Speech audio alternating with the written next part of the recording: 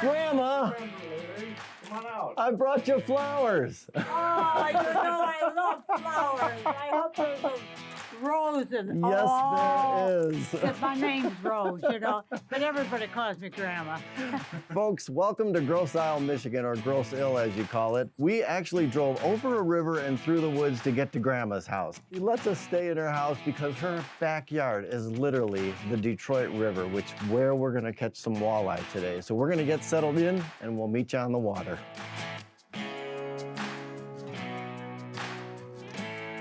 Well, we made it to the boat. I'm fishing with a longtime buddy of mine, Steve Davis out of Grand Rapids, Michigan. And Steve, you've been fishing this area for quite a while now. Long time, really long time, yeah. Yeah, no, this is the walleye run, April and May. They say as many as 10 million walleye are in this river system. There's a couple of different ways you can fish for the walleye in the Detroit River. One of them is jigging, and the other one's a crawler harness. And we're gonna try and do some crawler harness rigging today. With bottom bouncers. With bottom bouncers. We got a Venom crawler harnesses. Steve's rigging his with a live night crawler. I've got mine rigged up with a Gulp night crawler. We're gonna put them to the test, see how they do. Get them, Steve. Yep, here, take them. All right. So we're trolling, and the last thing you want to do is try and horse in a fish like this, especially when you're moving with bottom bouncers and against a current and the wind and all that. So take your time with it. You can see that rod tip is just bobbing, fishing in about 30 feet of water, so that's quite a ways down there. All right, in the boat. Nice fish. Yeah, there we go. Boy, you can tell they're like a Lake Erie walleye. There's no golden color to them. It's just a silver type fish. I'm really watching the speed. Speed is critical. I mean, it's because of the blade on the crawler harness. You don't want it spinning, 100 miles an hour. And again, the wind and the current all affects that. But normally, I like to be at like 1.5, 1.6, 1.7. We're at 2 right now, so we'll see. It's a fish. It's a fish. It is a fish. Is it? Oh yeah, nice. And we're using bottom bouncers, so when you jig versus bottom bounce, you're using a different rod. We're using medium heavies here for the bottom bouncing ones because you're dealing with a 3-ounce weight right away. Ooh, so, and then the fish, yeah, nice one. Nice fish. A beauty. So we got the medium heavies for the bottom bouncers, and then it's a much lighter presentation for your jigging bite. So we use medium lights for that, but that's awesome. We're gonna try and switch things up a little bit. I mentioned that you can catch them a couple of ways when you're out here on the river. You can catch them bottom bouncing, you can catch them jigging.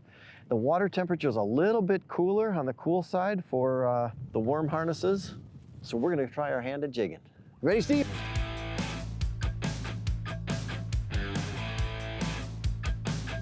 Ounce jig. A 4-inch, what we call a wind out worm with a stinger hook, and we tip it with a minnow. That's it. And you say the stinger hook's really important, huh? Yeah, we'll catch a good majority of our fish on that stinger hook. It's quite the rig when you look at it.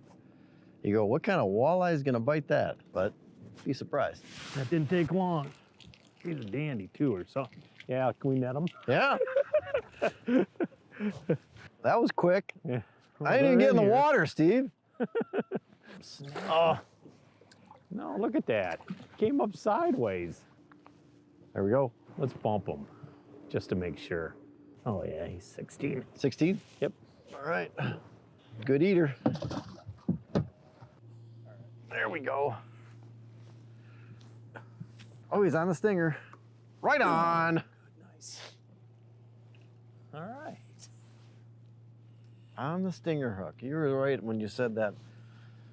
That stinger hook is pretty important on these things. Yeah, I tell you, most of our fish are on that stinger hook. It's sunk in pretty good, that's for sure. Beautiful Detroit walleye. And a great fillet, that's for sure.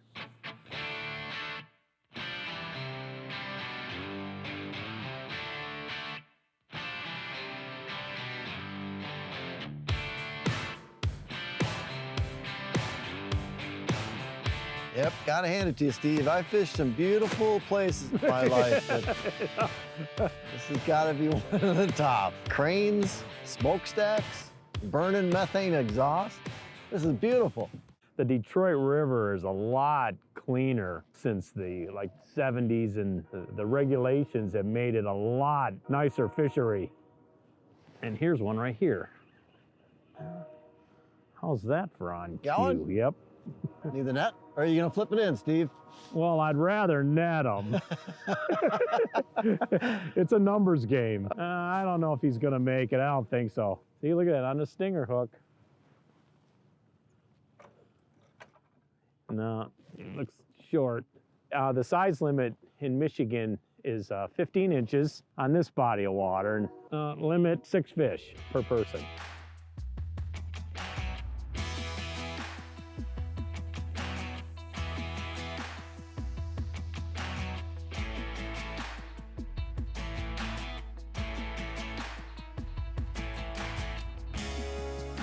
Well, we caught fish using both techniques today, both bottom bouncing and jig fishing.